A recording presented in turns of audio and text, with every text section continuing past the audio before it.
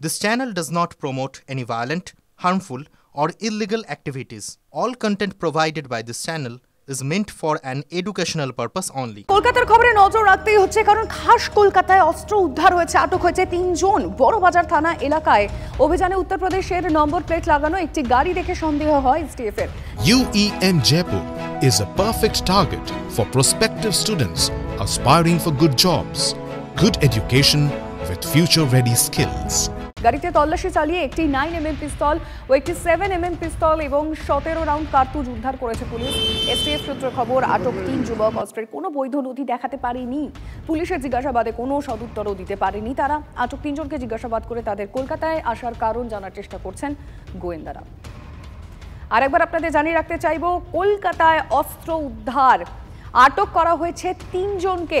বড়বাজার থানা এলাকায় অভিযানে উত্তরপ্রদেশের নম্বর প্লেট লাগানো একটি গাড়ি দেখে সন্দেহ হয় এসটিএফ এর। গাড়িতে তল্লাশি চালিয়ে একটি 9mm পিস্তল ও একটি 7mm পিস্তল এবং 17 রাউন্ড কার্তুজ উদ্ধার করেছে পুলিশ। এসটিএফ সূত্রে খবর, আটক 3 যুবকের অস্ত্রের কোনো বৈধ নথি দেখাতে পারেনি, কিন্তু কি কারণে এই অস্ত্র তাদের কাছে ছিল, কি মোটিভ ছিল, সুশোভন আমাদের রিপোর্টারের কাছ থেকে সব জানবো। দেখো, মূলত যে 3 জনকে গ্রেফতার করা হয়েছে মূলত সেটাই জানার চেষ্টা করা হচ্ছে। তার কারণ তুমি জানো যে একেবারে সুরেন্দ্রনাথ কলেজের একেবারে পাশে এমজি রোডের সেখান থেকে কিন্তু 5 জনকে গ্রেফতার করা হয়েছিল, অস্ত্র উদ্ধার হয়েছিল। এবং তারপর যারা এই যে 3 জন, এই 3 জনের মধ্যে কিন্তু 2 জনই উত্তরপ্রদেশের। স্বাভাবিকভাবেই এই আগের যারা গ্রেফতার হয়েছিল তাদের থেকে তথ্য নিয়ে কিন্তু এদের সন্ধান মেলে এবং সেখান থেকে গ্রেফতার করা হয়।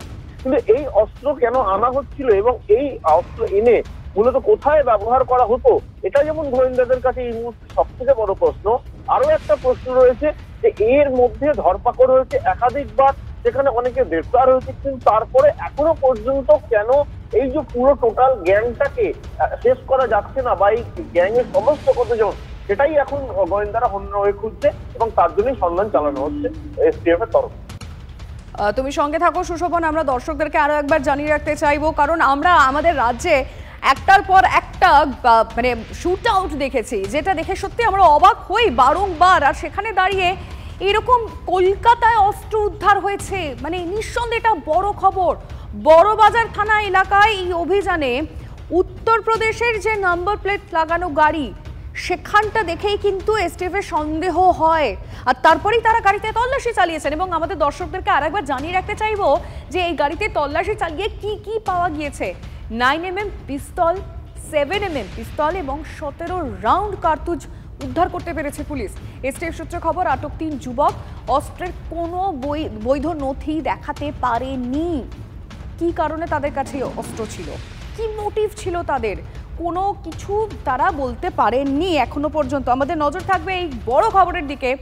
প্রাক্তন পুলিশ কর্তা সত্যজিৎ বন্দ্যোপাধ্যায় কি মনে করছেন আমরা জানার চেষ্টা করব। সত্যজিৎ বাবু, খাস কলকাতায় এরকম অস্ত্র উদ্ধার হয়েছে, আপনার কি মনে হয় কি কারণ থাকতে পারে, যদিও তারা কোনো সদুত্তর দিতে পারেনি? অস্ত্র উদ্ধার একটা দিক দিয়ে মঙ্গল, যে এই অস্ত্রগুলো ওই আসামিরা যারা নিয়ে এসেছিল উত্তরপ্রদেশ থেকে তারা ইউজ করতে পারেনি। নিঃসন্দেহে এটা বেআইনি অস্ত্র, আনলাইসেন্স আর্মস। এবং একটা দিকে খুব থ্যাঙ্কস জানাতে হবে ক্যালকাটা পুলিশের এসটিএফ কে, যে তারা সুন্দরভাবে বড়বাজার থানা এলাকা থেকে তাদেরকে ধরেছে এবং যথোপযুক্ত সেকশনে কেস লজ করে তাদেরকে ধরা, তাদেরকে কোর্টে প্রডিউস করা হচ্ছে। কিন্তু ঘটনা হচ্ছে যে এই উত্তরপ্রদেশ থেকে এখানে আসছে কেন, এইটাও কিন্তু ভাবার ব্যাপার আছে। কারণটা হচ্ছে উত্তরপ্রদেশের পরে কেন পশ্চিমবাংলায় কলকাতা থেকে ওরা ধরে নিল, কেন তারা নিয়ে আসলো, কি জন্য তাদেরকে নিয়ে আসা হলো এবং কোন পারপাসে এই মানুষগুলোকে ইউজ করতো কলকাতা পশ্চিমবঙ্গে, কিংবা পশ্চিমবঙ্গকে মাঝখানে রেখে অন্য কোনো জায়গায় যাওয়ার ছিল কিনা, এর একটা জিনিস মাধ্যমে বার করতে হবে যে এদেরকে ব্যাক করছে কি, কারা ওদেরকে অর্থ দিচ্ছে, কারা ওর তার সাহায্য নিয়ে তারা কলকাতা থেকে আসলো এবং দেশে এলো। এদের যে মোবাইল প্যাড গুলো দেখতে পেলে ধরতে পারলেই বুঝতে পারবেন এর মধ্যে কারা আছে এবং এসেছিল। ইন্টারনেট কথা না বললেও হোয়াটসঅ্যাপ চ্যাট মোবাইল ফোন থেকে কারা কারা একটা জিনিস জিজ্ঞাসাবাদ করে তাদের কাছ থেকে কি তথ্য আসে আমাদের নজর থাকবে। অনেক ধন্যবাদ আপনাকে। কল্যাণীতে এসপি অফিসের অদূরে বিস্ফোরণ, 2 মহিলা সহ অন্তত 4 জনের মৃত্যু। ফের বাজে বিস্ফোরণের প্রশ্নে পুলিশ প্রশাসনের ভূমিকা, প্রশাসন কি কিছুই জানতো না, উঠছে প্রশ্ন।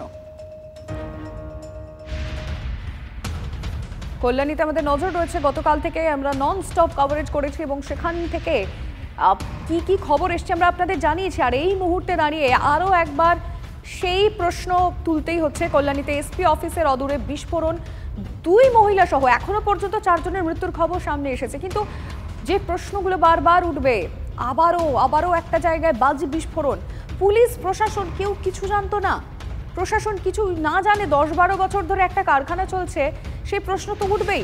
সকাল থেকে সেখানে কি ছবি দেখা যাচ্ছে আমাদের রিপোর্টার মহাদেবের কাছ থেকে জানার চেষ্টা করবো। মহাদেব, একদমই দেখো এলাকা শুনশান, একাধিক বাড়িতে কিন্তু মানুষজন নেই। আমি দেখাবো, দেখো বাড়িগুলো ফাঁকা, পুরো শুনশান, অর্থাৎ একাধিক বাড়িতে তালা দেওয়া রয়েছে, বাড়ি থেকে অনেকেই চলে গেছে।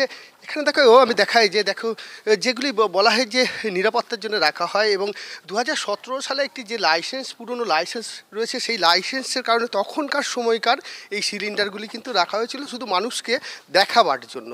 আমি একটু দেখাবার চেষ্টা করবো হচ্ছে সকালবেলার পরিস্থিতিটা।